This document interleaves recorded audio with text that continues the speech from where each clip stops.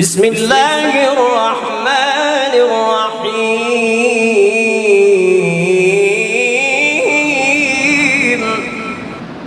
قال رسول اللہ صلی اللہ علیہ وسلم حسین منی وانا من الحسین ان اللہ وملائکتہ یصلون علی النبی یا ایہا الذین آمنوا صلوا علیہ وسلموا تسلیما۔ سب حضرات بآواز بلند محبت کے ساتھ ادب کے ساتھ ایک بار سرکار دو عالم تاجدار انبیاء آمینہ کے لال عبداللہ کے لگتے جگر میرے تیرے کریم آقا جناب محمد مصطفیٰ صلی اللہ علیہ وسلم کی بلند بارگاہ میں درود و سلام کا نذرانہ پیش کر لیجیے۔ الصلاۃ والسلام علیک یا رسول اللہ۔ کوئی آپ خاموش رہے، مل کے پڑھ دیجیے۔ الصلاۃ والسلام علیک یا رسول اللہ وعلی آلک وصحابک یا نبی اللہ۔ آپ نے ایسے درود پڑھنا ہے کہ ہم یہاں پہ پڑھتے ہیں، آقا مدینے میں سنتے ہیں۔ پڑھ لیجیے الصلاۃ والسلام علیک یا رسول اللہ وعلی آلک وصحابک یا نبی اللہ۔ عزیزان گرامی، درود شریف پڑھنے کا حکم کسی مولوی کا نہیں ہے، کسی قاری کا نہیں ہے، کسی علامہ کا نہیں ہے، کسی عام شخص کا نہیں ہے، بلکہ درود شریف پڑھنے کا حکم اللہ رب العزت نے ارشاد فرمایا۔ آپ نے فرمایا ان اللہ و ملائکتہ یصلون علی النبی، کہ بے شک میں اور میرے فرشتے سرکار دو عالم صلی اللہ علیہ وسلم کے اوپر درود پڑھتے ہیں۔ اے ایمان والو، یا ایھا الذین آمنوا صلوا علیہ وسلموا تسلیما، اے ایمان والو آپ بھی سرکار دو عالم صلی اللہ علیہ وسلم کے اوپر درود پڑھو۔ اب تو یہ چیز کے واضح ہوگی نا، یہ کسی مولوی کا قول نہیں، نہ جی نہ پڑھو، یہ کسی مولوی نے کہا ہے، یہ تو اللہ رب العزت نے خود پڑھا ہے، اب تو ہمارا پڑھنا بنتا ہے۔ پڑھو الصلاۃ والسلام علیک یا رسول اللہ وعلی آلک وصحابک یا نبی اللہ۔ تو شاعر کیا لکھتا ہے؟ لکھتا ہے کہ ذرہ ذرہ درود پڑھتا ہے، شاعر لکھتا ہے کہ ذرہ ذرہ درود پڑھتا ہے، ارے قطرہ قطرہ درود پڑھتا ہے، میرے آقا کی ذات پر سائم خود میرا خدا درود پڑھتا ہے،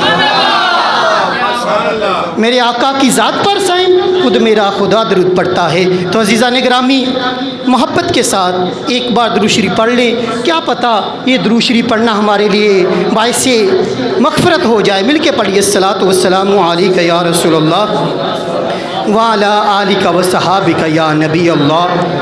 اللہ رب العزت کے پیارے محبوب نے ارشاد فرمایا کہ حسین منی وانا من الحسین، حسین مجھ سے ہے اور میں حسین سے ہوں۔ جو مجھ سے محبت کرتا ہے وہ حسین سے محبت کرتا ہے، جو مجھ سے پیار کرتا ہے وہ حسین سے پیار کرتا ہے، جو مجھ سے نفرت کرتا ہے وہ حسین سے نفرت کرتا ہے۔ جو میرا ہے وہ حسین کا ہے، جو حسین کا ہے وہ میرا ہے، جو حسین کا نہیں وہ میرا نہیں، جو میرا نہیں وہ حسین کا نہیں، جو میرا نہیں وہ حسین کا نہیں۔ عزیزان گرامی، کعبے کے بت گرائے جا رہے تھے، نبی کریم صلی اللہ علیہ وسلم نے حضرت علی کو حکم فرمایا، اے علی میرے کندھوں پہ سوار ہو جا، بت کو گرانا شروع کر دے۔ حضرت علی بت گرا رہے تھے، بت گرانے کے دوران میرے تیرے کریم آقا نے پوچھا، اے علی کہاں تک پہنچے ہو؟ جملہ بہت قابل توجہ ہے، اے علی کہاں تک پہنچے ہو؟ حضرت علی کھڑے کہاں ہے؟ نبی کے کندھوں پہ۔ اللہ اکبر۔ اے علی کہاں تک پہنچے ہو؟ حضرت علی عرض کرتے ہیں، آقا حکم دو تو عرش کے پائے کو نہ چھو لوں۔ کھڑے کہاں ہیں؟ نبی کے کندھوں پہ بات کر رہے ہیں عرش کے پائے کو چھونے کو۔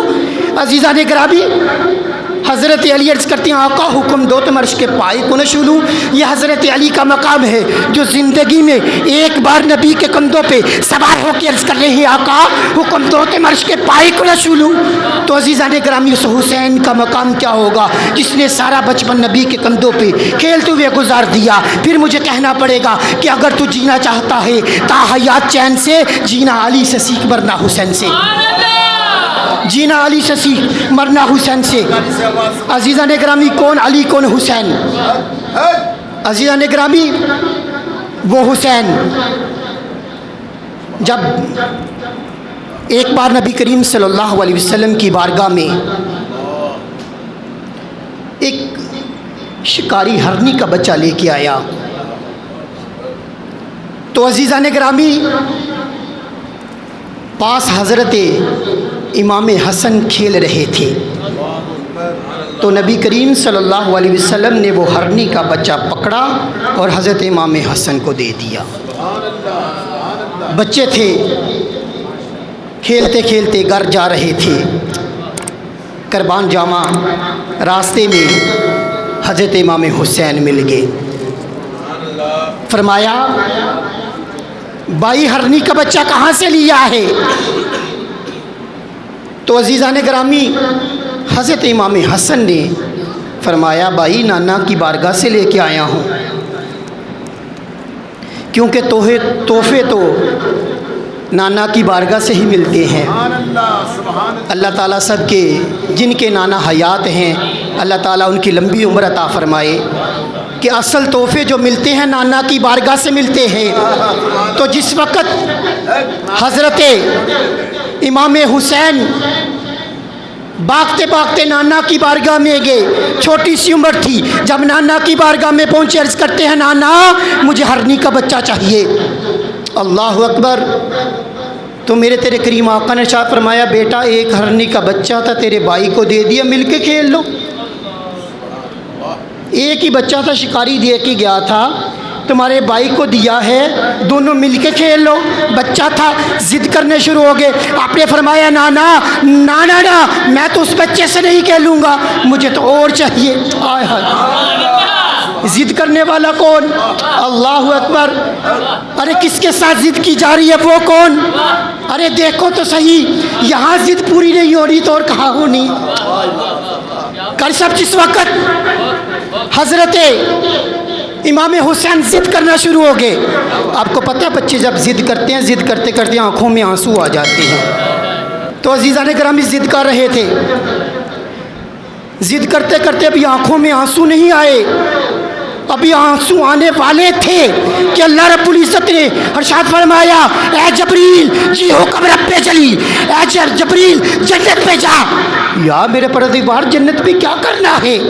اے جبریل جنت پہ جا، میرے پروردگار جنت پہ کیا کرنا ہے؟ جنت سے ہرنی کا بچہ لے کے زمین پہ چلا جا، جا کے حسین کی بارگاہ میں پیش کر دے، کہیں یہ نہ ہو کہ ہرنی کی بچے کی وجہ سے حسین کی آنکھوں میں آنسو نہ آ جائے۔ اللہ اکبر۔ کہیں یہ نہ ہو کہ ہرنی کے بچے کی وجہ سے حسین کی آنکھوں میں آنسو آ جائے۔ اے جبریل جا، ہرنی کا بچہ لے جا، جا کے حسین کی بارگاہ میں پیش کر دے۔ عزیزان گرامی حسین تو وہ ہے جس کی آنکھوں میں آنسو رب پسند نہیں فرماتا۔ اللہ اکبر۔ کہ حسین تو وہ ذات ہے۔ کون حسین؟ امام الانبیاء کا نواسہ حسین، امام الانبیاء کا نواسہ حسین، حیدر قرار کا لگتے جگر حسین، حسن کا بھائی حسین، زہرا کا لگتے جگر حسین۔ اللہ اکبر۔ امام الانبیاء کا نواسہ حسین، کل جہاں سے افضل گرانہ حسین کا، بس ایک پل کی تھی حکومت یزید کی، صدیاں حسین کی، زمانہ حسین کا۔ نجات کی جب بھی اپیل کرنا، شاعر لکھتا ہے کہ نجات کی جب بھی اپیل کرنا حسین جیسا وکیل کرنا، نجات کی جب بھی اپیل کرنا حسین جیسا وکیل کرنا، سر کے بدلے حسین ملے تو زندگی نہ طویل کرنا، حسین کے بدلے حسین ملے تو زندگی نہ طویل کرنا۔ میں دعا کرتا ہوں کہ اللہ رب العزت ہمیں اہل بیت سے محبت کرنے کی توفیق عطا فرمائے۔ وما علینا الا البلاغ المبین۔